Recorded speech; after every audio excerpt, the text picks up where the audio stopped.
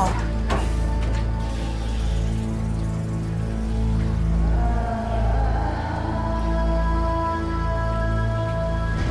Wala, nagkakaintindihan naman tayo, di ba?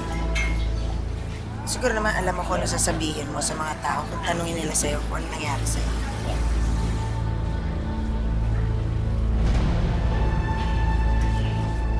Pare, ikaw nang bahala sa kanya. Nagulat yan.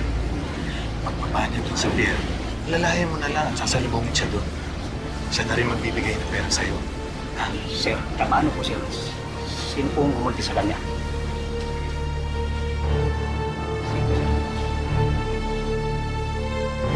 Wow.